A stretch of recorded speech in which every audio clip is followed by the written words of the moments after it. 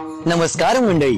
अहो, आपल्या चॅनलचं नाव आहे वारकरी विचारधारा आणि नावाप्रमाणेच वारकरी विचारधारा वाहणारं हे आमचं चॅनेल महाराष्ट्रातील नामवंत कीर्तनकारांची कीर्तन, प्रवचन, भजन आणि वादन असे अनेक कार्यक्रम प्रसारित करत असते. तुम्हाला कीर्तन ऐकायला आवडत असेल तर सबस्क्राईब करायला विसरू नका आणि हो, घंटीवर नक्की क्लिक करा. हा, रामकृष्ण हरी.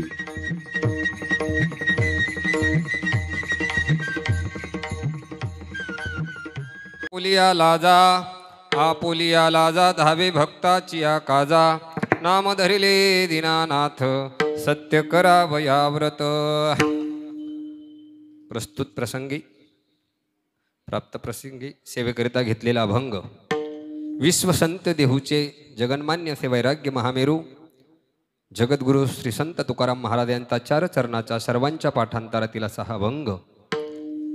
यामध्ये तुकोबाराय भगवंत आपल्या भक्ताकरता कसा धावून येतो आणि त्यांनी घेतलेली प्रतिज्ञा कशी पूर्ण करतो याचं उत्तम असं उदाहरण तुकोबारा या अभंगामधून देतात. विठाला विठाला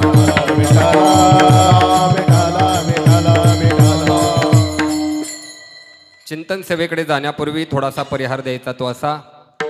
आपल्या गावातील एक आदर्श कुटुंब जोरवेकर परिवार आणि या परिवारातील एक आदर्श माता आपल्या सर्वांच्या मातोश्री वैकुंठवासी भागुबाई रामचंद्र जोरवेकर यांच्या प्रथम पुण्यस्मरणाच्या निमित्तानं त्यांच्या पश्चात त्यांच्या परिवारानं केलेला हा सगळा अट्टहास, मातेच्या पुण्यस्मरणाच्या निमित्तानं आजची ही चिंतन सेवा, त्या निमित्तानं ज्ञानदान, नामदान, पिंडदान हे सर्व या ठिकाणी पार पडत आहे.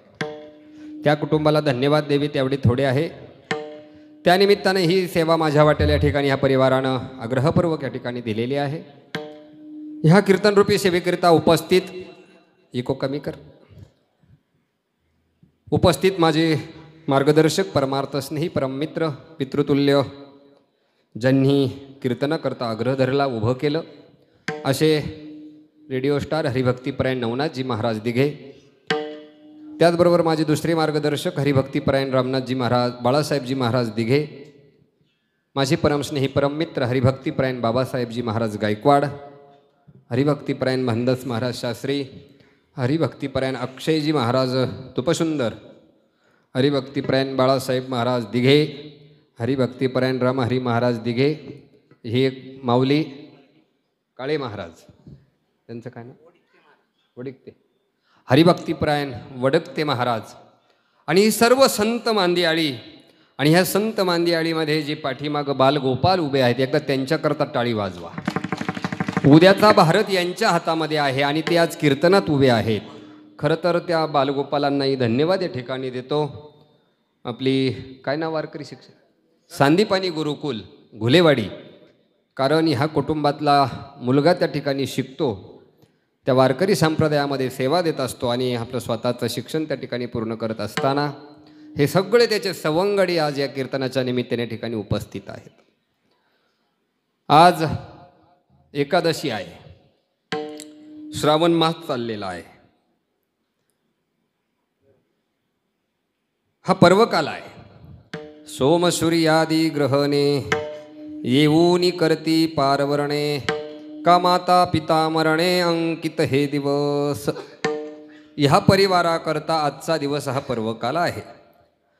पुत्रकर्म काय सांगतं, पुत्राचं कर्तव्य काय सांगत असतं की आपले आईवडील गेल्यानंतर त्या पुत्रानं त्यांची अंत्येष्टी करावी, दशक्रिया करावी, 13वं श्राद्ध करावं, मासिक श्राद्ध करावं आणि वर्षश्राद्ध करावं. वर्षश्राद्ध का करावं, वर्षश्राद्ध का करायचं, लक्षात ठेवा. आपण काय करतो, पितृदोष लागला ज्यावेळेला आपल्याला ब्राह्मण सांगत असतो त्यावेळेला मग आपण काय करतो, ब्राह्मणाकडून सल्ला घेतो का हा पितृदोष जाण्याकरता आम्ही काय केलं पाहिजे. त्यावेळेला ब्राह्मण देवता आपल्याला सांगते की तुम्ही आता काय करा, त्र्यंबकेश्वरला जाऊन नारायण नागबली करा, किंवा तुम्ही गयेला जा, पितृगयेला जा, मातृगयेला जा, काशीला जा, किंवा त्रिस्थली कुठल्याही तीर्थक्षेत्रामध्ये जाऊन तुम्ही काय करा, पिंडदान करा. आणि ते पिंडदान केल्यानंतर तुमच्या आयुष्यातला दोष, पितृदोष काय होईल, निघून जाईल. पितृदोष निघून जाईल. किंवा तुमच्या योगामध्ये काही कालसर्पदोषाची काही बाधकता तुमच्या कुंडलीमध्ये किंवा परिवारामध्ये असेल तर ती सुद्धा काय होईल, निघून जाईल असं ब्राह्मण आपल्याला सांगतो. आणि मग आपण काय करतो, धावपळ करतो, पैसा खर्च होतो, वेळ खर्च होतो. कशामध्ये, नारायणागबली करण्यामध्ये. नारायणागबलीला 3 दिवस विधी करावा लागतो, 3 दिवस सुतक पाळावं लागतं, 3 दिवस डोक्याचे आपल्याला केस काढून त्या ठिकाणी पूजेला बसावं लागतं, पुन्हा पिंडदान करावं लागतं, पुन्हा काकस्पर्श करावा लागतो. हे सगळं प्रपंच करायला आपल्याला वेळही जातो आणि पैसाही जातो. पण आपल्या कुटुंबामध्ये पितृदोषच लागू नये, आपल्या कुटुंबामध्ये पितृदोषच लागू नये याच्याकरता सुद्धा साधन आहे. काय साधन आहे, तर आईवडिलांची सेवा, माता पित्याची सेवा आपण काय केली पाहिजे, केली पाहिजे. माता पित्याची सेवा केल्यानंतर त्यांचा शेवट गोड केला पाहिजे. त्यांचा शेवट गोड केला पाहिजे म्हणजे काय केलं पाहिजे, आपण त्यांची अंत्यविधी शास्त्राप्रमाणे केली पाहिजे. त्यांच्या दशक्रिया आपण दशमपिंड देऊन त्या ठिकाणी काय केलं पाहिजे, त्रिपिंडी देऊन पिंडदान त्या ठिकाणी केलं पाहिजे. मासिक श्राद्ध केलं पाहिजे. आता काही लोक काय करतात, 5व्या दिवशी दशक्रिया करतात. 5व्या दिवशी दशक्रिया शास्त्राला मान्य नाही. कोणाच्या कुटुंबामध्ये पितृदोष लागतो, जी लोक 5व्या दिवशी दशक्रिया करत असतील, 7व्या दिवशी दशक्रिया करत असतील, त्या कुटुंबाला पितृदोष काय होतो, लागतो. म्हणून 5व्या दिवशी दहावा कधी करायचा नाही. दहावा हा 10व्याच्याच दिवशी झाला पाहिजे. मला सांगा, पुढं दिवाळी आली, दिवाळीच्या 5 दिवस आधी जर आपल्या कुटुंबातलं, आपल्या पाहुण्यातलं एखादं गेलं, गेल्यानंतर आपण काय म्हणतो, पुढे दिवाळी आहे 5 दिवसांनी, त्याच्यासाठी आपण काय करू, 4थ्या दिवशी दशक्रिया करून घेऊ, म्हणजे आपली लोक दिवाळीला सुतकातून काय होतील, मोकळेच होतील का नाही, असा आपण विचार करतो. पण मला सांगा, जर दिवाळीच्याच दिवशी मरण आलं तर, दिवाळीच्याच दिवशी मरण आलं तर काय करशाल, सोडणार का तुम्ही अंत्यविधी? अजिबात सोडणार नाही. म्हणून त्याच्यासाठी ज्या दिवशी आपल्याला जो पर्वकाल दिलेला आहे त्याच पर्वकालावर आपण दशक्रिया करावी, त्याच पर्वकालावर आपण मासिक श्राद्ध करावं. त्याला काही गोष्टी शास्त्रानं सांगितलेल्या आहे. सुतक पडला असेल तर आपण तेवढे दिवस वाढवून घ्यावे, त्या दिवसानंतर ते कार्य आपण केलं पाहिजे. आणि वर्ष श्राद्ध, काही लोक काय करतात, 6 मासे वावळून घेतात किंवा मग 5.5 महिन्यामध्ये श्राद्ध करतात.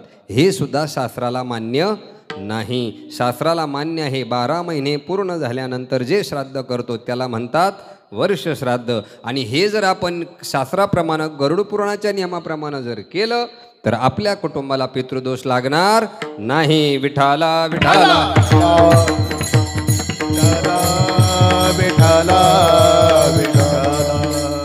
म्हणून आपण आपल्या जीवनामध्ये पितृदोष लागूच नाही याच्याकरता मातापित्याची सेवा करावी, मातापित्यांची सेवा करावी. शास्त्रानं सांगितले त्याप्रमाणे अंत्येष्टी करावी, अंत्यविधी करावा, श्राद्ध करावं. आणि नंतर तुम्ही पुण्यतिथी करा अगर नका करू, पण अंत्येष्टी जो 16वा संस्कार आपल्या आयुष्यामध्ये सांगितलेला आहे अंत्येष्टीचा, त्याच्यातला सगळ्यात शेवटचा विधी आहे वर्षश्राद्ध. ह्या दिवशी तो पितरात्मा जो आहे तो पृथ्वी तलावरती येतो. तुम्ही जे पिंडदान करता ते दुपारी 12 वाजता त्याच्यातला घास घेऊन, त्याच्यातला ते अन्न घेऊन, ती श्रद्धा घेऊन ते काय करतात, पितृलोकाकडे प्रयाण करतात. आणि आजच्या दिवशी खऱ्या अर्थानं त्या आत्म्याला काय मिळते, मुक्ती मिळते. म्हणून वर्षश्राद्ध करायचं. ठीक आहे, वर्षश्राद्धाच्या निमित्तानं आजची सेवा आहे. सेवेकरिता घेतलेला अभंग तुकाराम महाराजांचा आहे. तुकाराम महाराज या अभंगामध्ये भक्ताच्या हाकेला भगवंत कशी ओव देतो, भगवंत त्याची लाज लागण्याकरता, देवाची लाज राखण्याकरता तो भक्ताच्या कामामध्ये कसा येतो याचं वर्णन करतात. विठाला विठाला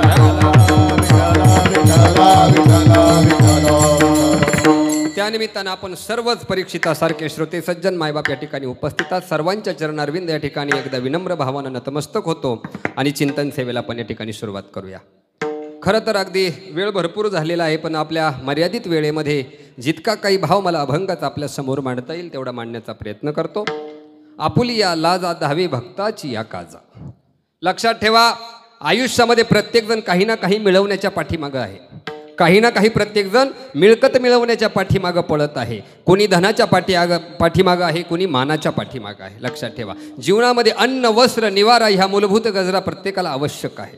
अन्न वस्त्र निवारा. आता मोबाईल आला त्याच्यात तो भाग वेगळा आहे. मोबाईलसुद्धा प्रत्येकाची आवश्यक गरज झाली, पण अन्न वस्त्र निवारा प्रत्येकाला आहे. पण याच्याही व्यतिरिक्त माणूस कोणत्या ना कोणत्या गोष्टी करता धावत असतो. प्रत्येकाला मानाची अपेक्षा आहे, प्रत्येकाला धनाची अपेक्षा आहे. लक्षात ठेवा, धन कशा माध्यमातून मिळेल हा विचार प्रत्येकजण आज करतो आहे. प्रत्येकजण शॉर्टकट मार्गाचा विचार करून पैसा कमवण्याचा प्रयत्न करतो आहे. पण लक्षात ठेवा, पैसा सब कुछ है लेकिन लोक म्हणतात ना की नाही, पैसा खुदा नाही लेकिन खुदा से कम नाही. लक्षात ठेवा, पैसा देव नाही, पैसा हे माध्यम आहे. लक्षात ठेवा, पैशाने देव मिळेल असं नाही. पैशाने तुम्ही अन्न खरेदी करू शकता, भूक विकत घेऊ शकत नाही. लक्षात ठेवा, तुम्ही गादी विकत घेऊ शकता, झोप विकत घेऊ शकत नाही. म्हणून हा समाज धनाच्या पाठीमागं लागलेला आहे. प्रत्येकाला धन पाहिजे आहे. धनासाठी कोणत्याही मार्गाचा माणूस वापर करतो. लक्ष देऊन ऐका, फार महत्त्वाची गोष्ट आहे.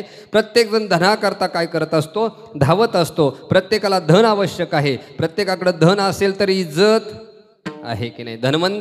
धनवंतालागी सर्व मान्यता आहे जगी. जर तुमच्याकडे पैसा असेल तर लोक तुम्हाला मुजरा करतील. जर तुमच्याकडे पैसा असेल तर लोक तुम्हाला सलाम ठोकतील. तुमच्याकडे पैसा असेल तर पाहुणे रवळे तुम्हाला विचारतील. तुमच्याकडे पैसा नसेल तर तुम्हाला कुत्र विचारणार नाही. लक्षात ठेवा. म्हणून धन सुद्धा महत्त्वाचं आहे. धन कमावलंच पाहिजे.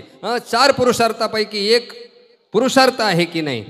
अर्थ नावाचा पुरुषार्थ आहे. प्रत्येकानं पैसा कमावलाच पाहिजे. पैसा ही माध्यम आहे, पण सर्वस्व मात्र पैसा नाही. पण तरीसुद्धा हा समाज पैशाच्या मागं धावतो. पैशानंतर ज्याच्याकडे पैसा आला त्याला अपेक्षा असते मानाची. कशाची अपेक्षा असते? मानाची अपेक्षा असते. प्रत्येकाला मान मिळाला पाहिजे. मी बाबा झालो म्हणजे मला मान माझा मिळाला पाहिजे ही अपेक्षा मलाही असते. तुम्ही पुढारी झाला, तुम्ही नेते झाला, तुम्हालाही अपेक्षा असते आम्हाला पुढाऱ्याचा मान मिळाला पाहिजे. आपल्याकडे पैसा आला की मान वाढतो, नाही का? पैसा आला की मान वाढतो. पण लक्षात ठेवा, धन गेलं तर परत मिळेल. धन गेलं तर परत मिळेल. मान गेला तर परत मिळेल. एकदा एका पंचवार्षिकला पराभव झाला म्हणून माणूस संपत नाही. तो दुसऱ्या पंचवार्षिकला कोयना मानानं निवडून येतो. लक्षात ठेवा. म्हणजे मान गेला तर परत मिळेल, धन गेलं तर परत मिळेल. पण लज्जा जर गेली, काय लज्जा जर गेली तर परत मिळत नाही. विठाला विठाला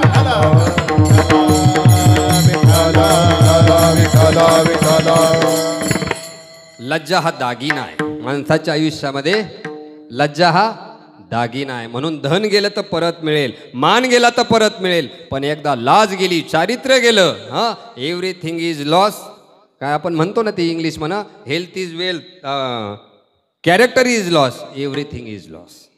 चारित्र्य जर हनन झालं, चारित्र्य म्हणजे आपली लज्जा आहे. लक्षात ठेवा. आणि आपली लाज जर गेली तर मात्र मग आपलं जिवंतपणी काय आहे? मरण आहे. लक्षात ठेवा. शास्त्रांनी 8 म्हणे धन, तुका म्हणे धन, तुका म्हणे धन, तुका म्हणे धन, म्हणे धन, तुका म्हणे धन, तुका म्हणे धन, तुका म्हणे धन. धनासाठी देती प्राण, धनासाठी देती प्राण. तुका म्हणे धन, तुका म्हणे धन, तुका म्हणे धन, तुका म्हणे धन. धनासाठी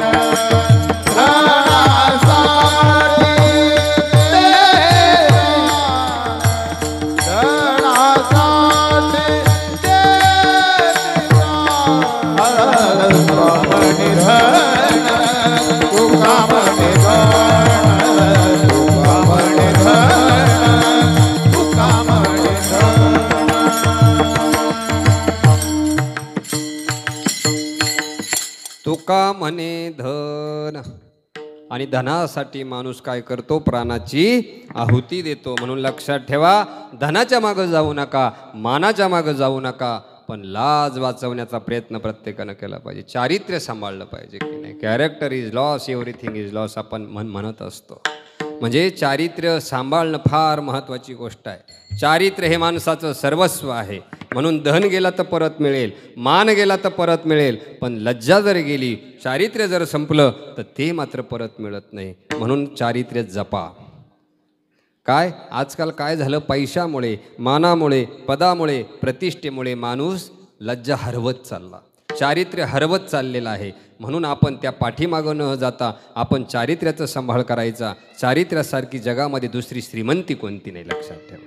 चारित्र्य हे सगळ्यात श्रीमंत गोष्ट आहे. म्हणून मी नेहमी सांगतो, मान गेला तर परत मिळेल, धन गेलं तर परत मिळेल, पण लज्जा परत मिळत नाही. म्हणून लज्जा वाचवण्याचं काम करायचं. आणि एकदा की आपण लज्जा वाचवण्याचं काम केलं, चारित्र्य जर सांभाळलं, तर भगवंत तुम्हाला परमोच्च शिखरावर ठेवून नेवल्याशिवाय राहणार नाही. विठाला विठाला विठ्ठला विठ्ठला विठ्ठला विठ्ठला विठ्ठला.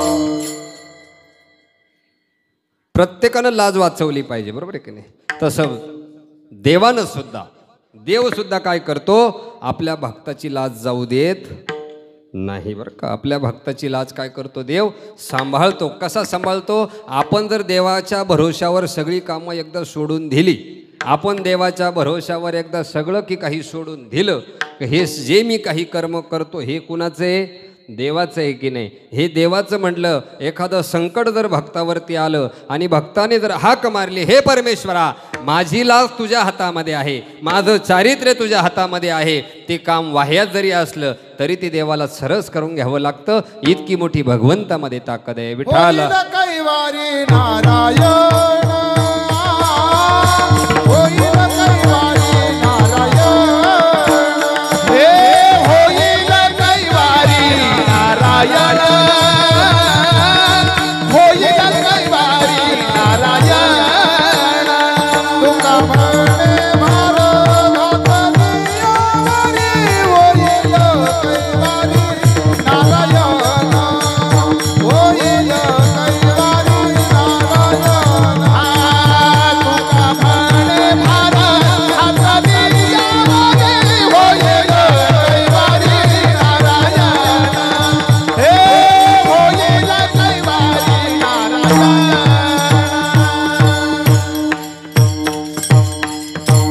आपला भार एकदा पांडुरंगाच्या भरोशावर दिल्यानंतर ते आपला भार तो पांडुरंग वाहतो.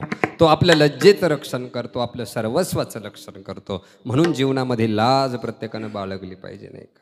प्रत्येकानं काय, लाज सांडून भगवंताचं नामस्मरण करावं. लाज कशाची वाटावी हो आपल्याला? आपण म्हणतो की नाही, दोन गोष्टीची लाज बाळगली पाहिजे. काय? एक चोरी करण्याची लाज बाळगली पाहिजे आणि चहाडी करण्याची आपण काय केली पाहिजे? लाज बाळगली पाहिजे. चहाडी करणाऱ्याच्या मातेला महाराज, चहाडाची माता व्याभिचारीन तत्वता, पाहे संताचे उने छिद्र छळावया सुने, जेनो त्यांच्या बाचे काही सोडिले गाठीचे, तुका म्हणे घात व्हावा जोडी ऐशी माते. ही लोक काय करतात? चाडी करणारे स्वतःचा घात होईल अशीच गोष्ट करतात. विठाला विठाला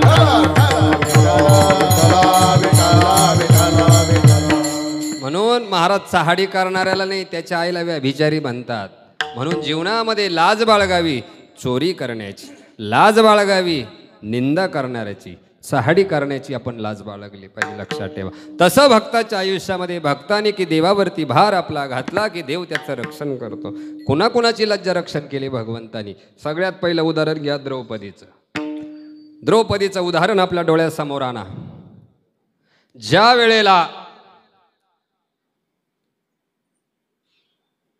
द्रौपदी, भगवान श्रीकृष्ण द्रौपदीचे बंधू, बर का? भगवान श्रीकृष्ण सुभद्रेचे सख्खे भाऊ, पण द्रौपदीचे मानलेले भाऊ. द्रौपदीचे मानलेले भाऊ भगवान कृष्ण. एक दिवस काय झालं, सुभद्रा मातेनं भगवान श्रीकृष्णाला सांगितलं, अरे कृष्णा, मला थोडं वाड्यामध्ये काम करण्याकरता तू काय कर, ये, मला जोडी ये, जरा मला काम करू लाग. अरे तुझी बहीण आहे मी, बरोबर आहे का नाही? मग बहिणी करता हा भाऊ वाड्यामध्ये त्या महालामध्ये गेले आणि भगवंताला त्या ठिकाणी सुभद्रा काय करायची? काम सांगायची. सुभद्रा काम सांगायची, भगवंत काम करायचे. खूप काम करायचे, खूप काम करायचे. एक दिवस सुभद्रा मातेनं भगवंताला भाजी चिरण्याचं काम सांगितलं. काय केलं? भाजी चिरण्याचं काम सांगितलं. भाजी चिरत असताना देवीनं विचारलं सुभद्रा मातेनं, मी तुझी सख्खी बहीण आणि द्रौपदी तुझी मानलेली बहीण आहे, पण तुझं प्रेम तिच्यावर जादा का? तुझं प्रेम तिच्यावरती जास्त का? आता भगवान श्रीकृष्ण म्हटलं, हिला जर सरळ सरळ मार्गी सांगायला गेलं तर हिला पटणार नाही. हिला काहीतरी माध्यमातूनच आपण सांगितलं पाहिजे. मग भगवंताला त्यावेळेला सुभद्रा मातेनं भाजी कापण्याचं काम दिलं. भाजी कापत असताना देवानं काय केलं? विळेनं आपलं बोट कापून घेतलं. आपलं बोट कापून घेतल्यानंतर देवा म्हटलं, अगं सुभद्रे, सुभद्रे, माझं बोट कापलंय, माझं बोट कापलंय, आता याला काहीतरी पट्टी काय करावी लागेल, बांधावी लागेल त्यावेळेला सुभद्रा मातेने विचारलं, अरे देवा आता काय करू? देवानं सांगितलं, याला जर चिंदी बांधली, याला जर चिंदी बांधली तर याचं रक्त काय होईल? थांबल म्हटले. मग सुभद्रेनं अख्खा महल पायाखाली घातला, पण जिथं तिथं रत्नजडीत सगळे शालूच होते. चिंदी काढायची कशाची की नाही? सुभद्रेला प्रश्न पडला, आता चिंदी काढायची कशाची? सुभद्रा अख्ख्या महालामध्ये हिंडते, तिला चिंदी सापडत नाही. सुभद्रा पुन्हा देवाकडे येते, का अरे देवा इथं सगळे चालू आहे, रत्नजडीत चालू आहे, चिंदी करू कशाची? पण भगवंत हुशार असतात. भगवंतासारखं राजकारण कोणालाही जमलं नाही, चांगल्याला जमलं नाही. भगवान श्रीकृष्ण द्रौपदीच्या महालामध्ये गेले. द्रौपदीनं पाहिलं भगवंताच्या बोटाला विळी लागलेली आहे, सरसर रक्त त्या ठिकाणी निघत आहे. अरे देवा काय झालं? द्रौपदी मातेला भगवान श्रीकृष्ण म्हणतात, अगं माझ्या बोटाला भाजी चिरता चिरता विळी लागलेली आहे, रक्त सळसळ गळत आहे, पण त्याला जर चिंदी बांधली तर काय होईल? हे रक्त थांबेल. सुभद्रेनं चिंदी बांधली नाही, पण त्या वेळेला क्षणाचाही विलंब न करता द्रौपदीनं आपल्या अंगावरच्या शालूची चिंदी काढली आणि भगवंताच्या बोटाला बांधली. चिंदी बांधते द्रौपदी हरीच्या बोटाला, चिंदी बांधते द्रौपदी हरीच्या बोटाला, चिंदी बांधते द्रौपदी हरीच्या बोटाला, चिंदी बांधते द्रौपदी हरीच्या बोटाला.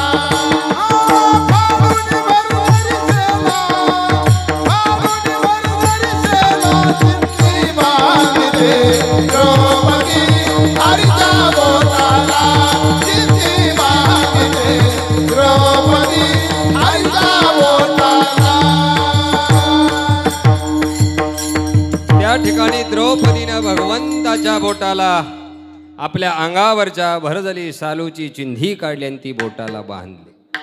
आणि मग देवाचं रक्त काय झालं? थांबलं. पण त्या चिंधीचा परिणाम काय झाला? त्या चिंधीचा परिणाम असा झाला, कौरव पांडव द्वितामध्ये, सगळा इतिहास सांगायचं काही कारण नाही, सगळ्यांना इतिहास माहीत आहे, पण आपल्याला सिद्धांत करता दृष्टांत महत्त्वाचा. त्यावेळेला काय झालं? कौरव आणि पांडव द्यूत खेळायला बसले. दूत खेळत असताना पांडवांचं सगळं राज्य कौरवांनी काय केलं? जिंकून घेतलं. जिंकून घेतल्यानंतर शेवटी द्रौपदी पणाला लावली. द्रौपदी पणाला लावल्यानंतर दुर्योधनानं पांचालीला काय केलं? कौरवांनी जिंकलं, द्रौपदी जिंकली. आणि त्याच वेळेला रजस्वाला असलेली द्रौपदी दुःशासनानं ओढत ओढत महालामध्ये आणली आणि तिच्या साडीला हात घातला. लक्षात ठेवा. कौरवे पांचाली सभे माझे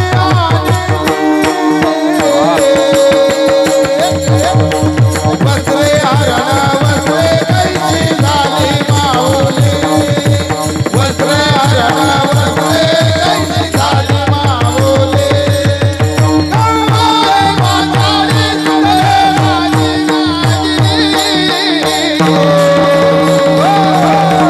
वस्त्रे हरण वस्त्रे कैसी झाली माऊली, वस्त्रे हरण वस्त्रे कैसी झाली माऊली. आणि त्यावेळेला दुःशासनानं द्रौपदीच्या साडीला हात घातला. वस्त्रहरण आपल्या सगळ्यांना माहीत आहे. किती वस्त्र पुरवले भगवंतानी? जी चिंधी द्रौपदीनं भगवंताच्या बोटाला बांधली, त्या चिंधीला जेवढ्या दोरे होते, दोरे, त्या एका दोऱ्याची एक साडी झाली. आणि इतके वस्त्र भगवंतानी द्रौपदीला पुरवले. या ठिकाणी भक्ताची लाज राखली. लक्षात ठेवा, द्रौपदीची लज्जा रक्षणाचं काम भगवंतानं केलं. घेशी तेव्हा देशी, ऐसा असशी उदार, तो काय फुकट देत नाही. लक्षात ठेवा, देवभावाचा भुकेला आहे. देवाला तुमची सत्ता संपत्ती संतती काही नको आहे. देवाला तुम्ही भाव द्या, तो भगवंत आपली लज्जा रक्षण केल्याशिवाय राहत नाही. तसं द्रौपदीचं लज्जा रक्षणाचं काम परमेश्वराने केलं. छोट्याशा चिंधीच्या बदल्यामध्ये भगवंतानं असंख्य वस्त्र द्रौपदीला पुरवले. त्या ठिकाणी यालाच म्हणतात आपोलिया लाजा, दहावी भक्ताची या काजा. लक्षात ठेवा, असा भगवंत भक्ताची लाज राखण्याकरता स्वतःच्या लाज जाऊ नये म्हणून भगवंत काय करतो? भक्ताचं काम करत असतो. लक्षात ठेवा, आपल्याला माहीत आहे संत मांदियाळीमध्ये संत चोखोबार आहे. संत चोखोबाराय आपल्या डोळ्यासमोर ठेवा. संत चोखोबा काय करायचं? गुरव ओढण्याचं काम करायचं. हरिजन समाजामध्ये चोखोबारायांचा जन्म झालेला. चोखोबारायांच्या वडिलांचं नाव रानुबा, पत्नीचं नाव सोयराबाई, बहिणीचं नाव निर्मळा, मुलाचं नाव कर्ममेळा. पण त्यांच्या आयुष्यामध्ये असा प्रसंग आला. सोयराबाई गरोदर होत्या बरं का. सोयराबाई काय होत्या? गरोदर होत्या. आधी 8व्या-9व्या महिना सोयराबाईंना त्या ठिकाणी लागला असेल. पण त्या सोयराबाई वारकरी निष्ठ होत्या. पांडुरंगाची भक्ती त्यांच्या घरामध्ये होती. सोयराबाईचे सासरे रानुबा वयस्कर होते, वयस्कर. आणि ते वयस्कर वय झाल्यानंतर त्या रानुबांना स्वतःला शौचाला जाता येत नव्हतं, लघवीला जाता येत नव्हतं. पण ते संत चोखोबाराय आणि सोयराबाई आपल्या वडिलांची, सासऱ्याची, एक दिवस शौच आपल्या कपड्यामध्ये झाल्यानंतर त्या सोयराबाईनं आणि संत चोखोबारायांनी आपल्या पित्याला बाहेर दगडावरती घेतलं, कंबर स्वच्छ केलं. कंबर स्वच्छ केल्यानंतर पुन्हा आणल्यानंतर त्या रानूबाबांच्या मुखातून शब्द गेला की सुनबाई, तू आज सून नसून माझी लेक झाली. माझं नको ते काम तुला करावं लागलं. पण लक्षात ठेव, ज्या वेळेला तुझ्यावरती प्रसंग येईल ना, मी ज्याचं नाव घेतो तो पांडुरंग धावत आल्याशिवाय राहणार नाही. हा आशीर्वाद त्या रानूबाबांनी कुणाला दिला? सुनेला दिला, सोयराबाईला दिला. लक्षात ठेवा, दिवस करत करत जाता जाता सोयराबाईला दिवस गेले, 9वा महिना लागला. काही कामानिमित्त चोखोबारायांना गावी जावं लागलं. चोखोबाराय गावाकडं निघून गेले. सोयराबाईंनी पांडुरंगाचा धावा केला. आज माझ्या ननंदबाई जर इथं असत्या तर माझं बाळंतपण त्यांनी केलं असतं.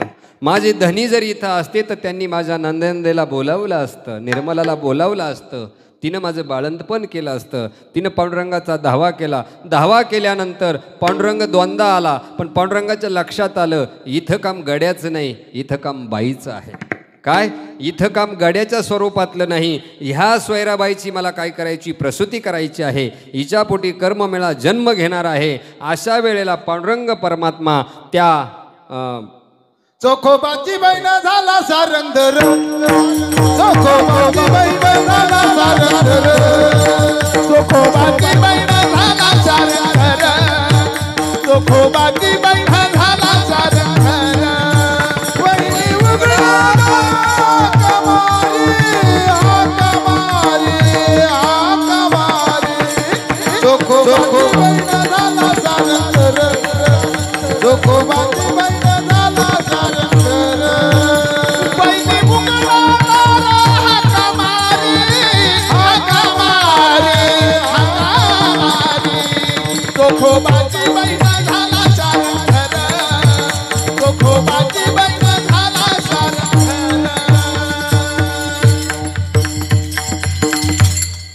वहिनी उघडा दार हाका मारी, वहिनी उघडा दार हाका मारी, चोखोबाची बहीण झाला सारंगधर. उघडे वहिनी उघडे उघडा, असं नाही का? भगवंताने त्या निर्मलाचं रूप घेतलं आणि संत चोखोबारायाच्या त्या पत्नीच्या बाळंतपणाकरता देव निर्मला झाला. याला म्हणतात भक्ताची लाज राखणं. निच कामे न धरी लाज, भक्त गाज कैवारी, भक्त गाज कैवारी, भक्त गाज कैवारी. निच कामे न धरी लाज, भक्त गाज कैवारी, भक्त गाज कैवारी, भक्त गाज कैवारी.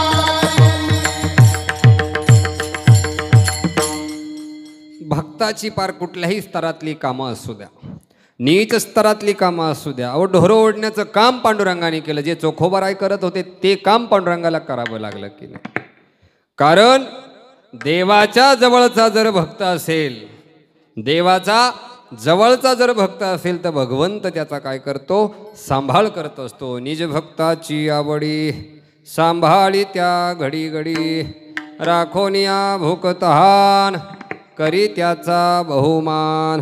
वस्त्रभूषणे पुरवी चिंता त्यासी वाये हरी. भगवंताच्या जवळचा भक्त असला की भगवंत सगळी त्याची कामं करतो. असं चोखोबरायांची लज्जा रक्षणाचं काम त्या निर्मलेच्या स्वरूपामध्ये भगवंताने येऊन काम केलेलं आहे. लक्षात ठेवा. द्रौपदीची लाज वाचवली, चोखोबरायांच्या पत्नीची लाज वाचवली. अहो एवढंच नव्हे नव्हे आमच्या दामाजी पंताकरता भगवंत महार झाला. दामाजी पंत हे बिदरच्या सरदाराकडे, बिदरच्या बादशाकडे सरदार होते. मंगळवेढा परगण्यामध्ये दामाजी पंतांना जहागिरी त्या ठिकाणी बादशानं बिदरच्या दिलेली होती. आणि बिदरच्या बादशाकडं आमचे दामाजी पंत सेवा करायचे. पण सेवा करता करता भगवंताची वारी करायची, भगवंताची सेवा करायची. असे काही दिवस गेल्यानंतर एक वर्ष असं आलं की त्या मंगळवेढा क्षेत्रामध्ये म्हणजे त्या पंढरपूर भागामध्ये अतिशय दुष्काळ पडला, अतिशय दुष्काळ पडला. आणि त्या पंढरीचा एक ब्राह्मण दामाजी पंताकडं काही मागण्याकरता, अन्न मागण्याकरता त्या राज्यामध्ये आला, मंगळवेढ्याला आला. मंगळवेढ्याला आल्यानंतर दामाजी पंताने विचारलं, कोण आपण? मी पंढरीचा ब्राह्मण आहे, पण काय करावं? पांडुरंग पंढरी क्षेत्रामध्ये अतिशय दुष्काळ पडलेला आहे. अन्न अन्न करता अन्न मिळत नाही, पाणी पाणी करता पाणी मिळत नाही. कुटुंबाची वाताहात झालेली आहे, एक वेळचं अन्न मिळत नाही. त्यावेळेला दामाजी पंतांनी त्या ब्राह्मणाला जीव घातलं आणि एक वर्षभर पुरेल इतकं 20 खंडी धान्य त्या ब्राह्मणाला दान दिलं. त्या ब्राह्मणाने दामाजी पंताकडून जे घेतलेलं दान आहे पंढरपुरामध्ये आला, त्याने ते पाहिलं. इतर ब्राह्मणांनी ते धनधान्य पाहिल्यानंतर विचार केला, याच्या घरी इतकं कुठून आलं? अख्खं गाव त्या ब्राह्मणाच्या घरी विचारायला, तुला हे धन मिळालं कुठं, हे धान्य मिळालं कुठं? त्यावेळेला त्याने सांगितलं, मंगळवेढा क्षेत्रामध्ये बिदरच्या बादशाचे सरदार आहेत दामाजी पंत नावाचे. त्या दामाजी पंताकडे मी गेलो आणि त्यांनी मला हे 20 खंड्या धान्य, माझ्या वर्षभर पुरल इतकं धान्य मला दिलेलं आहे. तुम्ही जरी त्यांच्या दरबारी गेला तर तुम्हाला सुद्धा धान्य काय होईल? मिळल. बोल बोल करता हे सगळं पंढरपूर मंगळवेढ्यामध्ये हजर झालं. सगळं पंढरपूर त्या दामाजी पंताच्या दारामध्ये आलं आणि दामाजी पंताला विनंती करू लागलं की, दामाजी शेठ, दामाजी पंत, तुम्ही आमचे कैवारी आहात. आज पंढरपुरामध्ये हाहाकार आहे. आज खायला अन्न मिळत नाही, प्यायला पाणी मिळत नाही, आमच्याकडे पुरेसा पैसा राहिला नाही, पुरेसं धन राहिलं नाही. त्यावेळेला दामाजी पंताला त्या कळवळ आला. याला तर संत म्हणतात की नाही. बुडते जन न देखवे डोळा, मनोनी कळवळा येतो आम्हा. त्यांची तहान भूक पाहून दामाजी पंताच्या डोळ्यामध्ये पाणी आलं. दामाजी पंताने त्या बिदरच्या बादशाचे गोदाम खाली करून दिले. 700 खंडी धान्य दामाजी पंताने त्या परिसरामध्ये वाटून दिलं आणि त्या भागाची त्या दुष्काळामध्ये काय केली? भूक भागवली. आणि त्या बिदरच्या बादशाकडं अजून एक कानडी ब्राह्मण, आपल्या दामाजी पंतांच्या वरची पोस्ट त्यांची होती. त्या कानाडी ब्राह्मणाला ही बातमी समजली. ही बातमी समजल्यानंतर त्याने बिदरच्या बादशाला एक पत्र लिहिलं आणि त्या पत्रामध्ये असा उल्लेख केला की, सविनय सादर तुमचा सरदार श्री दामाजी पंत याने आपलं 700 खंडी धान्य फुकट लोकांना वाटून दिलेलं आहे. त्यांना अटक करण्यात यावी आणि आपल्या दरबारी काय त्यांना घेऊन जावं, असं पत्र त्या कानाडी ब्राह्मणानं बिदरच्या बादशाला केल्यानंतर त्या ठिकाणी बिदरवरून सांगावा आला की, त्या दामाजीला माझ्या समोर सुद्धा उभा करू नका, त्याला शिक्षा करा. तिकडून काही दूत दामाजींना घेण्याकरता आले. हे पांडुरंगाच्या लक्षात आलं, हे भगवंताच्या लक्षात आलं की माझ्या भक्तावरती आता काहीतरी संकट येणार आहे. माझा भक्ताला आता राजाच्या सरदाराच्या दरबारामध्ये शिक्षा भेटणार आहे.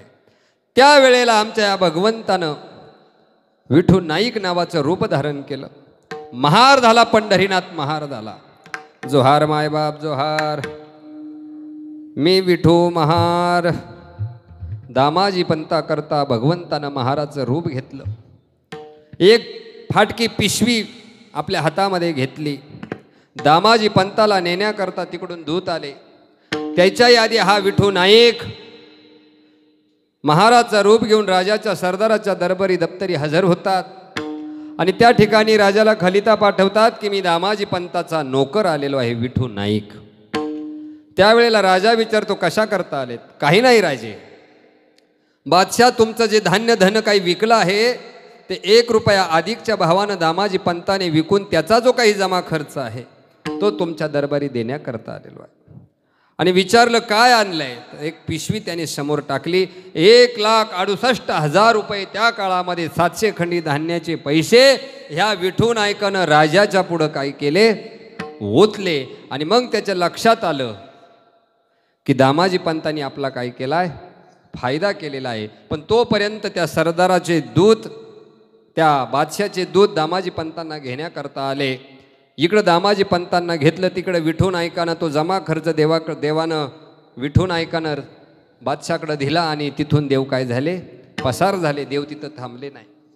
मग इकडं बादशानं जे काही दूत पाठवले होते ते दूत दामाजी पंतांना घेऊन बिदरला गेले. आणि बिदरला गेल्यानंतर सांगितलं, अरे दामाजी पंताला कशाला बेड्या घातल्या, त्यांनी तर धनधान्य जे काही विकलेलं आहे 700 खंडी धान्याचे 1 रुपये अधिक पैशानं 1,68,000 रुपये आपल्याकडे जमा केलेले आहेत. सोडा त्यांना मोकळं, सोडा त्यांना मोकळं म्हटल्याबरोबर दामाजी पंताच्या लक्षात आलं का इथं माझ्या विठूनं काय केलंय, माझा सगळा हिशोब चुकता केलेला आहे. दामाजी पंतांच्या ते लक्षात आल्यानंतर त्याच ठिकाणी दामाजी पंताने त्या बादशाची सरदारी सोडून दिली आणि पांडुरंगाच्या चरणाने रत झाले. विठाला विठाला.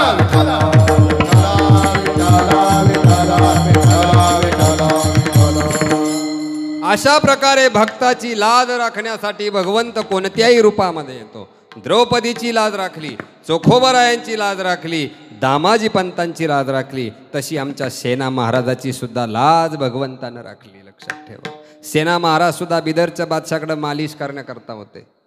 सेना महाराज मालिश करायचे बिदरच्या बादशाकडे. पण ते एक दिवस सेना महाराज आजारी पडले, बिदरच्या बादशाची मालिश झाली नाही म्हणून त्यांनी सेना महाराजांना फरमान काढलं. त्याही ठिकाणी भगवंताने सेना महाराजाचं रूप घेऊन त्या राजाची काय केली, मालिश केली. लक्षात ठेवा. म्हणजे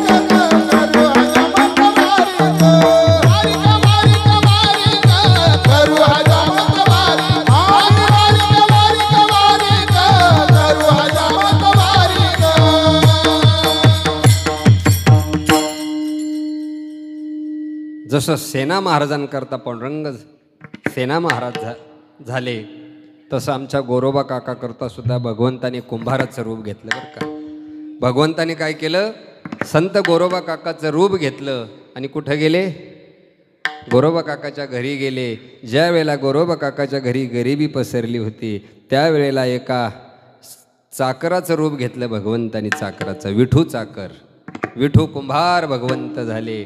आणि त्या गोरोबा काकाच्या घरी मडके घडवण्याचं काम भगवंतानी केलं. लक्षात ठेवा, ज्या वेळेला त्या क्षेत्रामध्ये दुष्काळ पडला, तेरच ना गोरोबा काकाचं तेरला भगवंत गोरोबा काकाचं रूप घेऊन त्या ठिकाणी ज्या वेळेला गेले, अतिशय दुष्काळ त्या तेरमध्ये पडला होता. गोरोबा काकाच्या घरी खायला अन्न राहिलं नव्हतं. पण ह्या पांडुरंगानं कुंभाराचं रूप घेतलं. लक्ष्मी म्हटले, देवा तुम्ही एकटेच चालले का, मलाही तुमच्यासोबत यायचं आहे. त्यावेळेला त्या रुक्माई मातेनं कुंभारणीचं रूप घेतलं. आणि देव निघाल्यानंतर त्या ठिकाणी गरुड म्हटले, तुम्ही एकटेच चालले का, मला येऊ द्या. अहो गरुडानं कुंभाराचं रूप घेतलं ना. विठाला विठाला. त्या गरुडानं गाढवाचं रूप घेतलं. आणि हे तिघही गोरोबा काकाच्या घरी त्या ठिकाणी गेले. गोरोबा काका त्या ठिकाणी काय करायचे, मडकं घडवण्याचं काम करायचे. आणि त्या ठिकाणी या विठू चाकरानं मडके घडवण्याचं काम केलं. ज्या वेळेला नामदेव महाराज, ज्ञानदेव महाराज गोरोबा काकाच्या घरी आले, त्यांच्या लक्षात आलं की गोरोबा काकाची एवढी गरिबी असताना दिवस चालले कसे. मग त्यांनी सांगितलं का पंढरपूरहून एक विठू कुंभार नावाचा सेवक माझ्या दारामध्ये आलेला आहे आणि तो काय करतो, मला काम करण्याकरता मदत करतो. पण पांडुरंगाच्या हे आधी लक्षात आलं की ज्ञानय आल्यानंतर, नामय आल्यानंतर याला त्याची जाणीव होईल. त्या क्षणाला पांडुरंगाने तेर काय केलं, सोडून दिलं. म्हणजे गोरोबा काकासाठी भगवंत पंढरपूरहून तेरला गेले. दामाजी पंता करता सेना महाराजा करता पंढरपूरहून बिदरला गेले. द्वारकेवरून पंढरीचा राणा द्रौपदीसाठी हस्तिनापुरामध्ये आला. लक्षात ठेवा, चोखोबारायासाठी भगवंत आले. अशा प्रकारे सगळ्यांची लाज भगवंतानं वाचवली. ही भक्ताची लाज, ही देवाची लाज आहे. म्हणून महाराज म्हणतात, आपुली या लाजा धावे भक्ताची या काजा. अभंगाचं पहिलं चरण. आपुली या लाजा, आपुली या लाजा, आपुली या लाजा, आपुली या लाजा.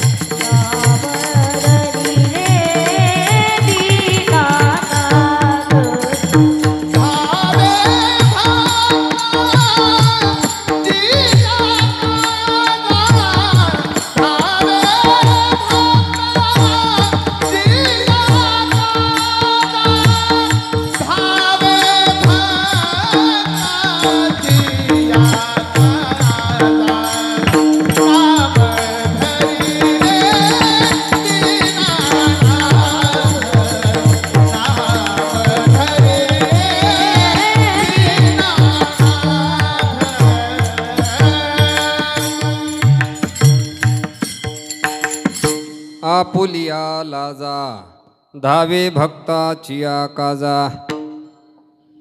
साधावया भक्ती काज नाही लाज तरी.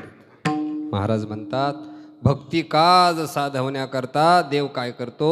लाज बाळगत नाही. तो देव भक्ताची लाज राखण्यासाठी तो भक्ताकरता सर्वस्व अर्पण करतो. कोणत्याही रूपामध्ये जातो, कोणतंही काम करतो, त्याला त्याची लाज वाटत नाही. त्याने जे घेतलेलं व्रत आहे तो दिनांचा अनाथ आहे. तो काय करतो? त्याने घेतलेली जी प्रतिज्ञा आहे ती सत्य प्रतिज्ञा आहे. आणि ती सत्य प्रतिज्ञा करण्याकरता भगवंत काय करतो? दिनांचा अनाथ होतो. अभंगाचं दुसरं चरण. नाम धरले दीनानाथ,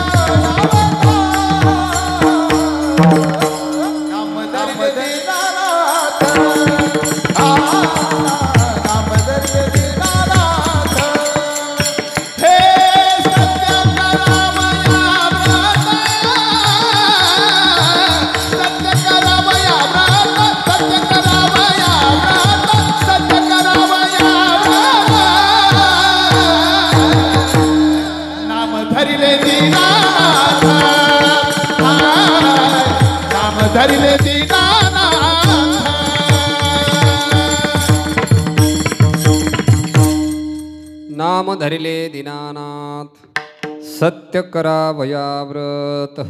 तो आपल्याकरताही धावून येईल हो, पण आपल्याला त्याची आस लागली पाहिजे. आपली प्रतिज्ञा भगवंत पूर्ण करील, पण आपल्याला तसं तो भेटावा असं कधी वाटत नाही. तो भेटावा याच्याकरता आपल्या मनामध्ये तळमळ तयार झाली पाहिजे. देव स्वैरा, देव स्वैरा, देव स्वैरा दिनाचा. तो काय? वेळ प्रसंगी आपला पाहुणाही होतो. तो दिनांचा सोयराई आहे, म्हणून तर त्याने दीनानाथ असं नाव धरलेलं आहे. दिनाचा सोयरा पांडुरंग, दिनाचा सोयरा पांडुरंग, हे दिनाचा सोयरा पांडुरंग, दिनाचा सोयरा पांडुरंग. पंढरीचे दारे आला दिनाचा सोयरा पांडुरंग, दिनाचा सोयरा पांडुरंग. पंढरीची दारे आला दिनाचा सोयरा पांडुरंग, हे दिनाचा सोयरा पांडुरंग. पंढरीशी जारे आल्यानो संसारा, दिनाचा सोयरा पांडुरंग. संत सखूसाठी देव सखू झाला, म्हणजे हा दिनांचा सोयरा पांडुरंग आहे. तो आपल्यासाठी आपला सोयराही होईल. बरोबर आहे का नाही? आपली आई आहे, आपला माता आहे, आपली बंधू आहे, आपला पिता, आपलं जे काही सर्वस्व आहे तो पांडुरंग परमात्मा. आंधळ्या पांगळ्याचा एक विठोबा दाता, आंधळ्या पांगळ्याचा, हे आंधळ्या पांगळ्याचा एक विठोबा दाता, आंधळ्या पांगळ्याचा. हा प्रसवला विश्वतोते सर्व होय जाणता, प्रसवला विश्वतोते, हे प्रसवला विश्वतोते सर्व होय जाणता, प्रसवला विश्वतोते.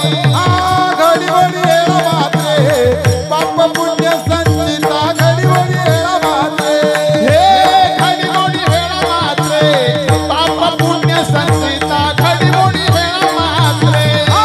भव दुःख कोण वारी तुझा वाचोनी चिंता, हे भव दुःख कोण वारी तुझा वाचोनी चिंता. हे विठोबाचा धर्म लागो त्याचे चरणी लक्ष लागो, विठोबाचा धर्म लागो, विठोबाचा धर्म लागो त्याचे चरणी लक्ष लागो, विठोबाचा धर्म लागो, हे विठोबाचा धर्म लागो त्याचे चरणी लक्ष लागो, विठोबाचा धर्म लागो, हा विठोबाचा धर्म लागो त्याचे चरणी लक्ष लागो, विठोबाचा धर्म लागो.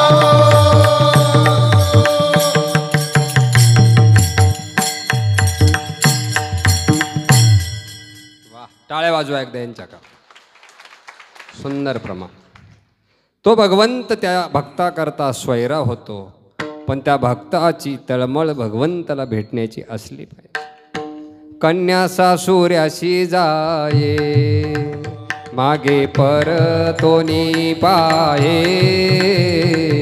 ऐसे झाले माझ्या जीवा, केव्हा भेटशी केशवा. कन्या सासुऱ्याशी जाये, चुकली या माय, बाळ हुर हुर पाये, तैसे झाले माझ्या जीवा, केव्हा भेटशी केशवा. जीवना वेगळी मासोळी, तुका तुका तैसे झाले माझ्या जीवा, भेटशी केशवा. तैसे झाले माझ्या जीवा, केव्हा भेटशी केशवा. ही तळमळ आपल्या ठिकाणी झाली पाहिजे. कशी तळमळ झाली पाहिजे? जसं कन्या सासुऱ्याला जात असताना काय करते, मागं पाहते की नाही. पूर्वीच्या काळी बैलगाडीतून मुलगी काय करायची, सासरी जायची. ती जर पुढं पाहत असेल तर काय करायचं लक्षात येतं, ती माहेरी चालली. पण ती जर मागे पाहत असेल तर काय लक्षात येतं की ही सासरी चालली की नाही. तसं कन्या सासुऱ्याशी जाये, मागे परतोनी पाहे, तैसे झाले माझ्या जीवा. दुसरा दृष्टांत तुकोबारायांनी दिला. जशी लहान बाळाची माता चुकते, चुकली या वनी, बाळ हुर हुर पाहे की नाही, तसं ते बाळ एखाद्या यात्रेमध्ये आई चुकावी आणि बाळाला न सापडावी, ते बाळ तडफड तडफड त्या मातेला काय करतं, शोधण्याचा प्रयत्न करतं. तैसे झाले माझ्या जीवा. याच्याही पुढे दृष्टांत तुकोबरायांनी दिला की नाही. जीवना वेगळी मासोळी तैसा तुका तळमळी. जसं पाण्यातला मासा पाण्याच्या बाहेर निघाल्यानंतर जसा तडफड करतो, तसा माझा जीव भगवंताला भेटण्याकरता काय करतो, तडफड करतो की नाही. तैसे झाले माझ्या जीवा केव्हा भेटशी केशवा. अशी तडफड अशी तळमळ भक्ताची आपल्या आयुष्यामध्ये व्हावे, तेव्हा तो दिनांचा काय करतो, दीनानाथ भक्ताचं व्रत सिद्ध करण्याकरता, खरं करण्याकरता धावून येतो की नाही. आणि एकदा की तो धावून आला की भक्ताच्या वरती येणारे घात आघात तो काय करतो, निवारण करतो. अभंगाचं तिसरं चरण. घात घात निवारे, घात घात निवारे, घात घात निवारे, घात घात निवारे, घात घात निवारे, घात घात निवारे, घात घात निवारे, घात घात निवारे, घात घात निवारी छाया पितांबर करी, आघात निवारी छाया पितांबर, छाया पितांबर करी. नाम धरी रे दीनानाथ, नाम धरी रे दीनानाथ, नाम धरी रे दीनानाथ, नाम धरी रे दीनानाथ.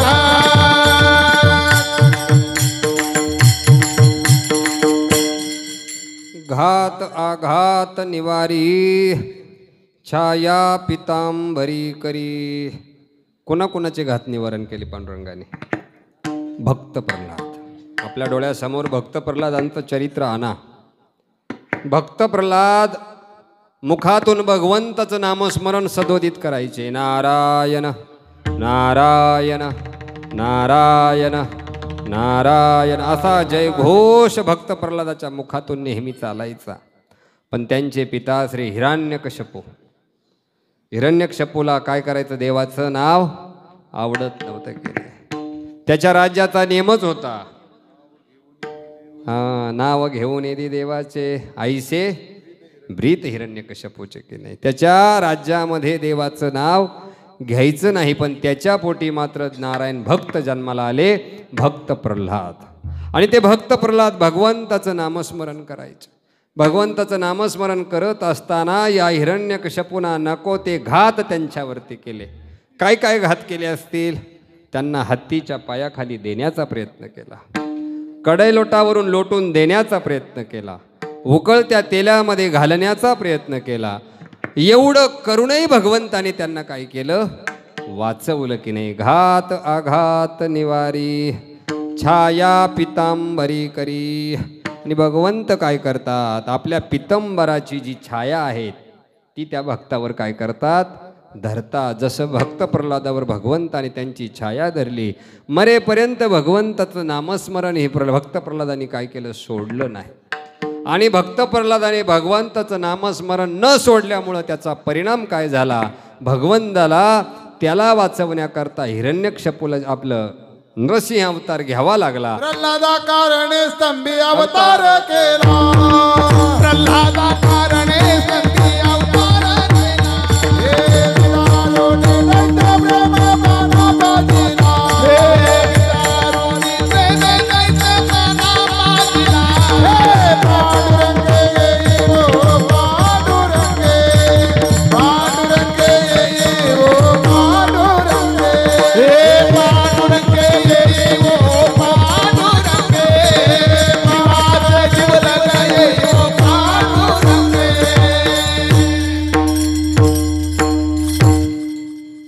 ती भक्त प्रल्हादाची तळमळ पाहिली भगवंतानं.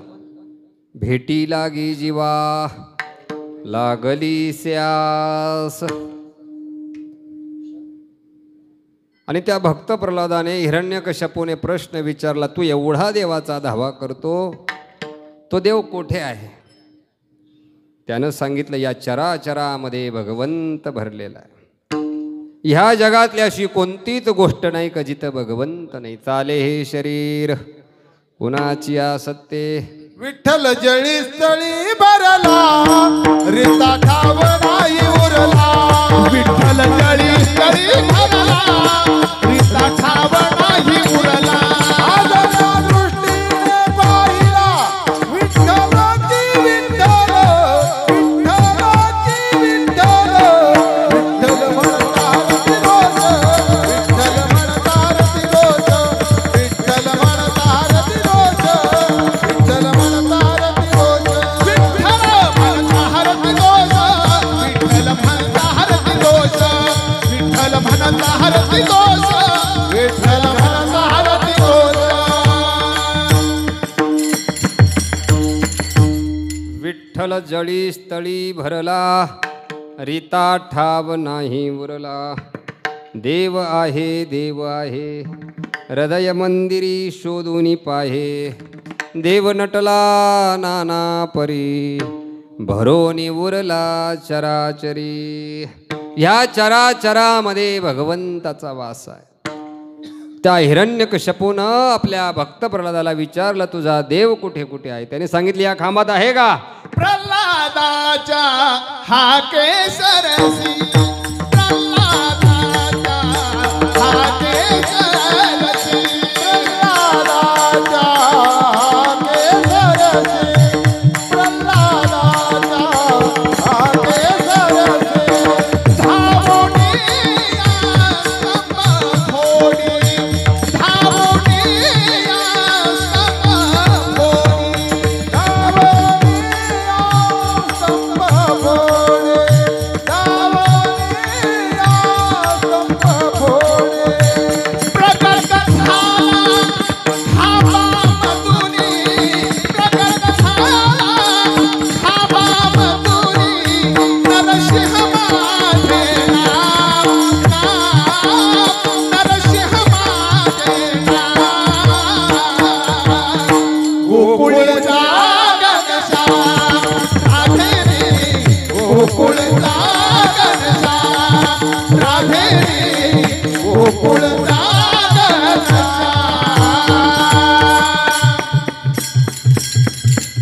वा हाके सरसी उडे. भक्त प्रल्हादानं हिरण्यकश्यपूला सांगितले ह्या खांबामध्ये तुझा देव आहे की नाही. मागे पुढे राही सांभाळीत आली आघात निवारया. तो भगवंत भक्ताच्या मागं पुढं फक्त घात निवारण करण्यासाठी काय करतो उभा राहत असतो. आणि अशा वेळेला त्या खांबावरती त्या हिरण्यकश्यपूनं दणक्यामध्ये लाद घातली आणि खांबामधून भगवंत नरसिंह रूपाला आले. आता या हिरण्यकश्यपूनं ब्रह्मदेवाकडे काय केलं प्रार्थना करून वर मागितलं मला अमरत्व द्या अमृत द्या. ब्रह्मदेव म्हटले इथं मलाच नाही मिळालं तुला कुठून देऊ. तुला काही भेटणार नाही अमृत. मग काय करायचं. त्याने सांगितलं मला अमर करा. देव म्हटले अमर तर काही करता येणार नाही पण तुला काही वर मी देतो. त्याने सांगितलं तुला काय पाहिजे. त्याने सांगितलं मला मरण असं नको. दिवसा मरण नको रात्री मरण नको. पुरुषाकडून नको प्राण्याकडून नको. शस्त्राने नको अस्त्राने नको. जमिनीवर नको आकाशात नको. ब्रह्मदेव म्हटले तथा असतो. ब्रह्मदेवानं तो वर त्या हिरण्यकश्यपूला देऊन टाकला. पण हिरण्यकश्यपूला मारण्याकरता भगवंतानं नरसिंहाचं रूप धारण केलं. सिंहाचं तोंड नाही का आणि खाली माणसाचं धड. सूर्यास्ताची वेळ. सूर्यास्ताच्या वेळेला नरसिंहांचा अवतार झाला. नरसिंहाने त्या हिरण्यकश्यपूला आपल्या मांडीवरती घेतलं. अस्त्राने नको शस्त्राने नको जमिनीवर नको आकाशात नको. त्याला जमिनीवरही ठेवलं नाही. आपल्या मांडीवरती हिरण्यकश्यपूला नरसिंह भगवंताने घेतलेला आहे. घेतल्यानंतर शस्त्राने नको अस्त्राने नको असं म्हटल्याबरोबर आपल्या हाताच्या नखाने काय केलं हिरण्यकश्यपूला टरा फाडलं भगवंताने. आणि त्या ठिकाणी हिरण्यकश्यपूचा काय केला नायनाट केला. यालाच म्हणतात घात आघात निवारी. छाया पितांबरी करी.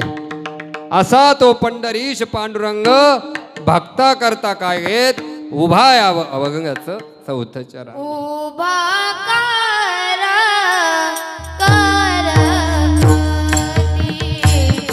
उभा कर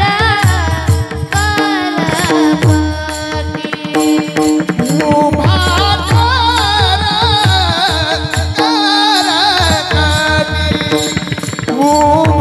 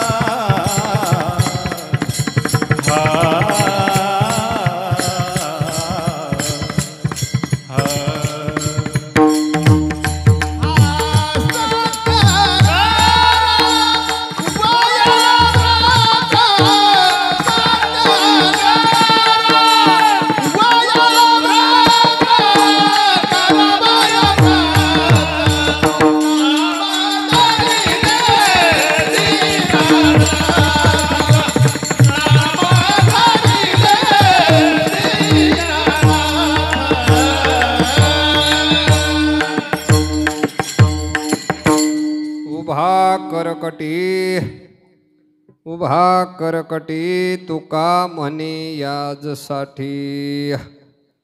तो पंढरीश पांडुरंग परमात्मा भक्ताची लज्जा रक्षण करता गेली युगे 28 विटेवरी उभा.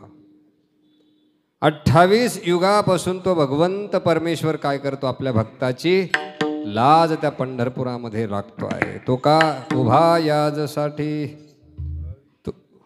तुका उभा करकटी तुका म्हणे याजसाठी. अनेक भक्तांची त्याने लाज राखली ह्याच विटेवरती उभे राहून. लक्षात ठेवा, पांडुरंग परमात्म्यानं संत नामदेवरायांची सुद्धा लाज राखली बरं का. संत नामदेवरायांच्या घरी एक ब्राह्मण काय करण्याकरता आला, भिक्षा मागण्याकरता आला. भिक्षा मागण्याकरता आला आणि एकादशीचा दिवस, जसा आजचा दिवस एकादशीशी अन्नदान, जे नर करती भोजन, श्वान विष्टे समान जान. लक्षात ठेवा, विठाला विठाला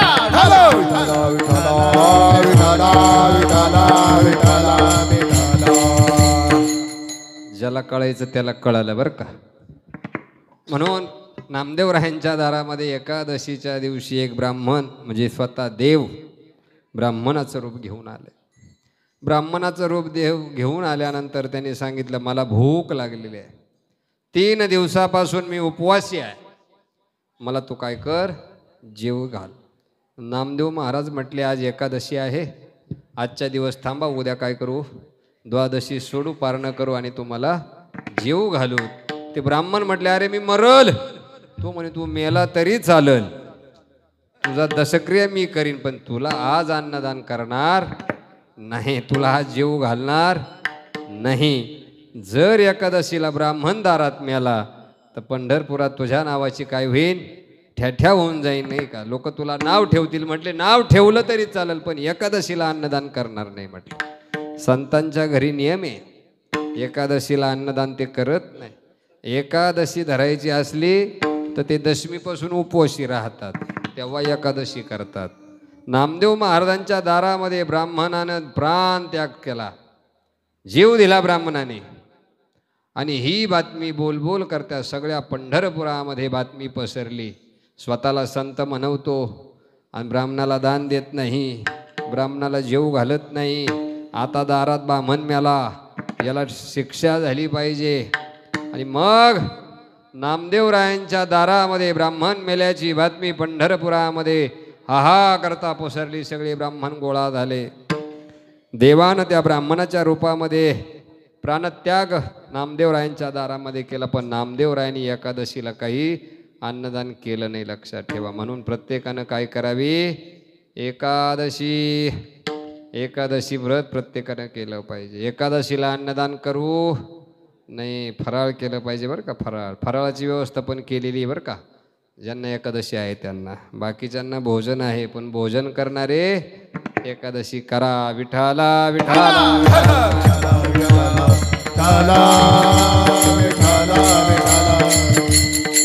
अशा प्रकारे नामदेव महाराजांच्या दारामध्ये ब्राह्मणानं प्राणत्याग केला. हा करता पंढरपुरामध्ये बातमी पसरली. बातमी पसरल्यानंतर सगळी पंचमंडळी चंद्रभागेमध्ये गोळा झालेली आहे. चंद्रभागेमध्ये गोळा झाल्यानंतर त्यांनी ठरवलं, नामदेव महाराजाला आता काय करायचं, शिक्षा करायची. काय शिक्षा करायची, नामदेव महाराजाला आता काय करायचं, चितेमध्ये उडी मारायला लावायची. पंढरपुरामध्ये त्या चंद्रभागेच्या तीरावरती 2 चिता रचण्यात आल्या. एका चितेवरती ब्राह्मणाचं प्रेत ठेवण्यात आलं आणि दुसरी चिता नामदेव महाराजांना जाळण्याकरता, उडी घेण्याकरता त्या ठिकाणी ठेवण्यात आली. आणि लक्षात घ्या, त्या ब्राह्मणाने असा निर्णय दिला की या पेटत्या चितेमध्ये नामदेव महाराजांनी काय करायचं, आता उडी घ्यायची. आणि त्यावेळेला ज्या वेळेला नामदेव महाराज त्या चितेमध्ये उडी घेतात, साक्षात पांडुरंग परमात्मा त्या चितेमध्ये प्रगट होतात आणि नामदेव रायाला आपल्या हातामध्ये घेतात. भक्ताची लाज राखण्याकरता पांडुरंग त्या ठिकाणी काय होतो, अवतीर्ण होतो. आणि त्या ब्राह्मणाच्या रूपातच तो पांडुरंग परमात्मा त्या ठिकाणी उभा आहे. म्हणून म्हटलं जातं, उभा करकटी तुका म्हणे याजसाठी. अशा प्रकारे भगवंत भक्ताची काय करतो, लाज राखतो. म्हणून आपुलिया लाजा धावे भक्ताचिया काजा. नाम धरिले दीनानाथ सत्य करावया व्रत.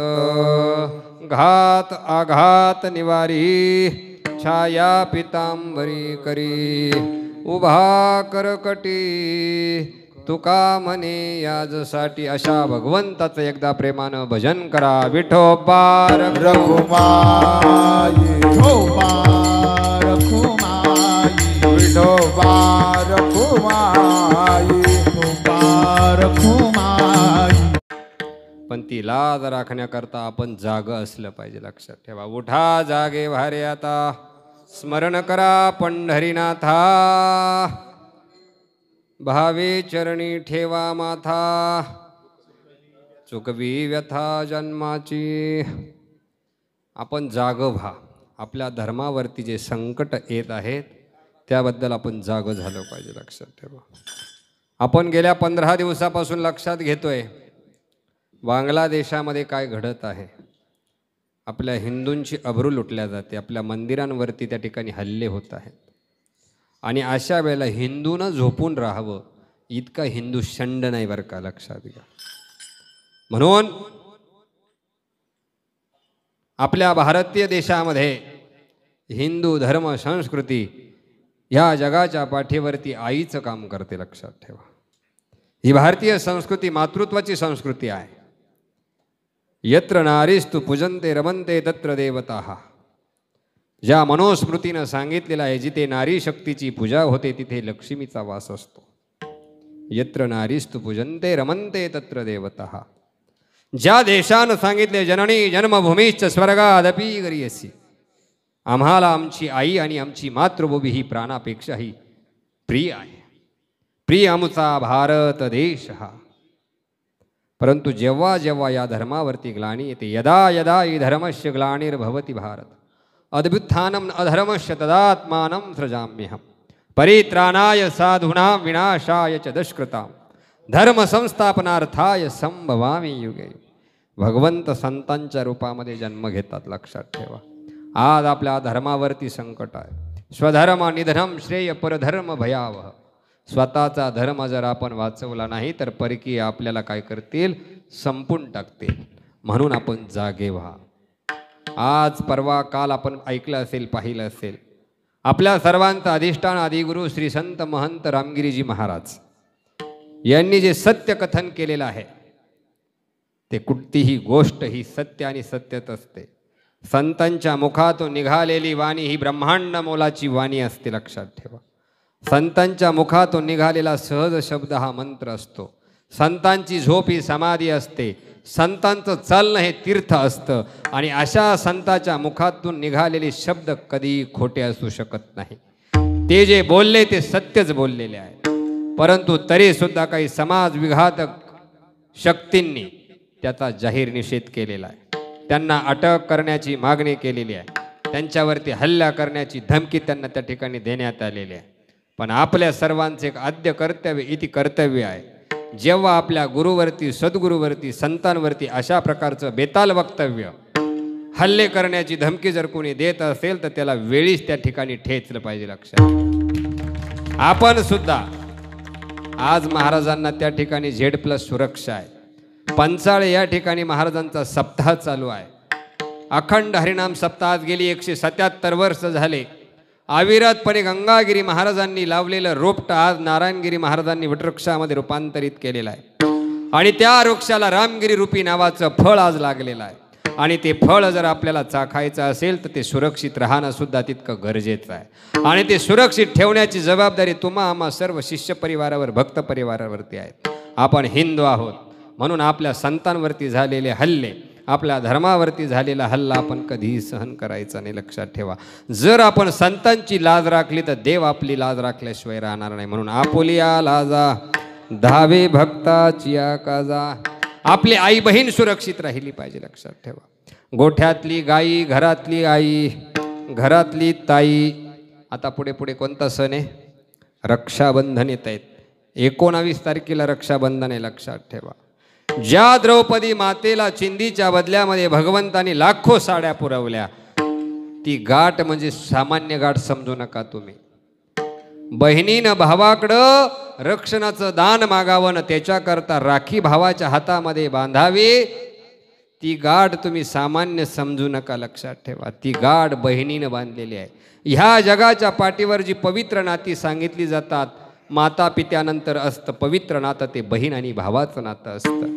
आणि ते बहीण भावाचं नातं निस्वार्थी प्रेम करणारं असं नातं असतं. आणि म्हणून रक्षाबंधनाचा सण आहे. आपण प्रत्येकानं ह्या जगातली प्रत्येक स्त्री आपली बहीण आहे, लक्षात ठेवा. पत्नी ही काही क्षणाची पत्नी असते, लक्षात ठेवा. पत्नी ही काही क्षणाची पत्नी असते, पण अनंत कालाची माता असते, लक्षात ठेवा. म्हणून ह्या जगातली प्रत्येक स्त्री आपली आई आहे, बहीण आहे. म्हणून प्रत्येक स्त्रीकडून आपण राखी बांधून तिचं रक्षण करण्याची प्रतिज्ञा प्रत्येकानं आपल्या आयुष्यामध्ये केली पाहिजे. तेच खरं रक्षाबंधन आहे. तीच खरी आपली मातृसंस्कृती आहे आणि ती संस्कृती आपण टिकवली पाहिजे, लक्षात ठेवा. त्याच्यामुळे संगती करताना सुद्धा इतकी विचारपूर्वक संगती करा, लक्षात ठेवा. एक आहे संगती, एक आहे विसंगती आणि दुसरी आहे कुसंगती. म्हणून संतांच्या संगतीमध्ये जा.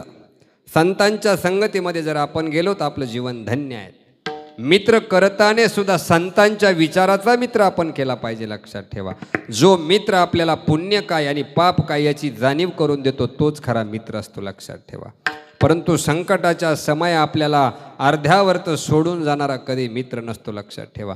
मित्र असा करा जो आपल्याला धर्मामध्ये कामा येईल. आपल्या चारी पुरुषार्थामध्ये आपला मित्र आपल्यासोबत असला पाहिजे, लक्षात ठेवा. त्यानं योग्य मार्गदर्शन आपल्याला केलं पाहिजे. योग्य दिशा आपल्या मित्रानं आपल्याला दाखवली पाहिजे. कारण म्हणतात जे बायकोजवळ माणूस बोलत नाही ते कुणाजवळ बोलतो? मित्राजवळ बोलत असतो. इतकं पवित्र नातं मैत्रीचं आहे, पण ते नातंसुद्धा आज कुठंतरी दुरावत चाललेलं आहे. म्हणून मित्र करताना विचारपूर्वक करा. ज्या मित्राच्या संगतीमध्ये आपल्याला पाप करण्याची लाज वाटेल असा मित्र आपण सोबत बाळगला पाहिजे. ज्या मित्राबरोबर राहताना आपली माता आपल्याला सुरक्षित ठेवता येईल त्याच मित्राबरोबर आपण राहिलं पाहिजे. अन्यथा फायद्यापुरते जवळ आलेले मित्र कधी जवळ ठेवू नका. ते अर्ध्यावरती आपला घात केल्याशिवाय राहणार नाही. त्यामुळे आपला घात निवारण करण्याकरता त्या ठिकाणी पांडुरंगसुद्धा येणार नाही. म्हणून घात आघात निवारे छाया पितांबरी करी. म्हणून आई सुरक्षित ठेवा, गाई सुरक्षित ठेवा. मित्रसुद्धा असे करा, चांगले मित्र करा, संगती चांगल्यांची करा. आपल्या संतांनी जो मार्ग दाखवला आहे, मार्ग दावून गेले आधी दयानिधी संत तेनेची पंथे चालो जाताना पडे गुंता कोठे. काही जीवनामध्ये संतांच्या मार्गाचं अवलंबन केलं तर आपल्या जीवनामध्ये काही कुठल्या प्रकारची कमतरता राहणार नाही. आणि आज ज्या मातेचं या ठिकाणी पुण्यस्मरण होत आहे, वैकुंठवासी भागूबाई रामचंद्र जोरवेकर. खरं तर वारकरी असा हा परिवार आहे. ह्या परिवारानं आपल्या उभ्या आह्यातीमध्ये सप्ताहाची सेवा असेल, त्यांच्या कुटुंबामध्ये पहाऱ्याचं काम रामचंद्रभाऊ करत असतात. त्यांच्या पश्चात जे 3 मुलं आहेत, मिन्नात आहे, गणपत आहे, सीताराम आहे. एक मुलगी आहे, काय नाव आहे तिचं, मंदाबाई आहे, आपल्याच गावात राहतात. आणि भगिनी मंगल. भाऊ आहेत गोरक्ष आणि मच्छिंद्रनाथ. बघा नावंसुद्धा किती सुंदर त्यांच्या मातापित्यांनी ठेवली. सगळी भगवंताची नावं त्यांच्या कुटुंबामध्ये आहे. सगळा देवांचा वास त्यांच्या कुटुंबामध्ये आहे. खरं तर या कुटुंबानं जी वारकऱ्यांची सेवा अतोनात केलेली आहे तीच सेवा त्यांच्या पुढील आयुष्यातून त्यांनी करावी अशी भगवंताला पण या ठिकाणी प्रार्थना करूया. विठाला विठाला विठाला विठाला विठाला विठाला विठाला विठाला विठाला. 2 मिनिटं आई करता आपण या ठिकाणी घेऊया. ज्या कुटुंबातली आई गेली त्या कुटुंबातला सुखाचा सागर आटला, लक्षात ठेवा. म्हणून मी अगोदरही सांगितलं, माता माऊली पाचारिता. मी नेहमी ओवी सांगतो, माता माऊली पाचारिता. शब्द नाही धिला मागुता, बैरा झालो या नरदेही येता. एका जनार्दनी स्मरेनाता. आईला लेकरू कितीही मोठं झालं तरी ते आईला काय असतं? लहान असतं की नाही. म्हणून एक कवी काय म्हणतो, गे माय भू तुझे मी फेडीन पांग सारे. आनीन आरतीला हे सूर्य चंद्र तारे. गे माय भू तुझे मी फेडीन पांग सारे आनीन आरतीला हे सूर्य चंद्र तारे आई तुझ्या पुढे मी आहे अजून तान्हा आई तुझ्या पुढे मी आहे अजून तान्हा शब्दात सोड माझा आता हळूच पाना गे माय भू तुझे फेडीन पांग सारे आनीन आरतीला हे सूर्य चंद्र तारे आई तुझ्या पुढे मी पाय धूळ घेतो आई तुझ्या पुढे ही माझी व्यथा कशाला तुझ्याच मुळे या जन्मास अर्थ आला हे माय भू तुझे मी फेडीन पांग सारे आनीन आरतीला हे सूर्य चंद्र तारे आनीन आरतीला हे सूर्य चंद्र तारे. लक्षात ठेवा, आई पुढे आपण कितीही लहान असतो की नाही. जेव्हा तुझ्यामुळे या भिजून गेली वाणी, नाही का, ह्या दुधानं, हे आईचं दूध अतिशय पवित्र आहे. ज्या दुधाने आपल्याला वाढवलेलं आहे त्या दुधाची किंमत, त्या दुधाचे उपकार आपण निरंतर ठेवले पाहिजे. आई ही अत्यंत महत्त्वाचा घटक आपल्या आयुष्यामध्ये आहे. जगामध्ये सगळं काही मिळतं पण आई मिळत नाही. लक्षात ठेवा, जगाच्या बाजारात तुम्हाला सगळं मिळेल पण माता पिता जगाच्या बाजारात मिळत नाही. एखाद्याला काका म्हणता येतं, एखाद्याला मामा म्हणता येतं, पण आई कोणाला म्हणता येत नाही. लक्षात ठेवा, ज्या मातेनं 9 महिने 9 दिवस आपलं ओझं वागवलं, म्हातारपणी त्या माता पित्याची आपण काठी झालं पाहिजे. लक्षात ठेवा, आपण जर त्या माता पित्याची काठी झालो नाही तर आपले मुलं आपल्याला काय करतील, काठीनं बदाडल्याशिवाय राहणार नाही. विठाला विठाला विठाला.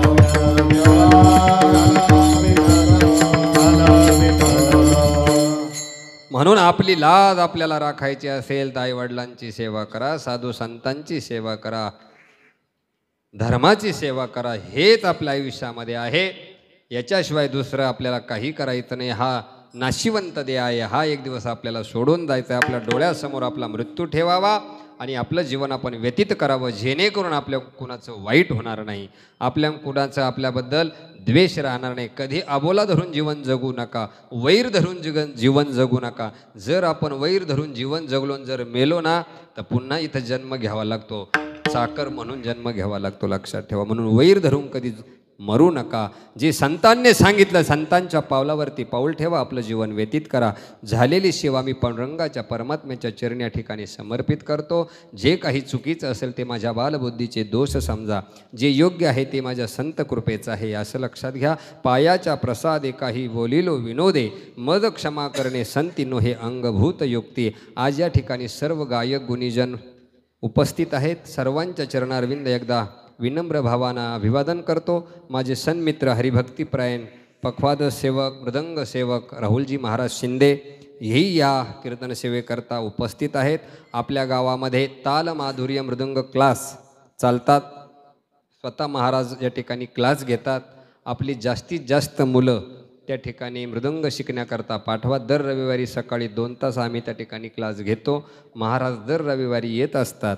आपल्या मुलांना वारकरी शिक्षण मिळावं हा एक शुद्ध हेतू ठेवून आम्ही त्या क्लासची सुरुवात त्या ठिकाणी केलेली आहे. त्यांचबरोबर दुसरे माझे सन्मित्र शूटिंगला जे आलेत, हरिभक्तीपरायण मितेशजी महाराज बनकर, ज्यांची उत्तम अशी साऊंड सिस्टीम या ठिकाणी लाभली. आशा साऊंड सिस्टीमचे मालक प्रोप्रायटर हरिभक्तीपरायण दत्तू महाराज, तुमच्या नावाचा चुकून उल्लेख ठेवला होता सुरुवातीला, क्षमा मागतो त्याबद्दल. आणि आपण सर्व संत मंडळ या ठिकाणी उपस्थित झालात. सर्वांच्या चरणी विनम्र भावानं अभिवादन करतो. सेवेला पूर्णविराम. ज्ञानेश्वर माऊली.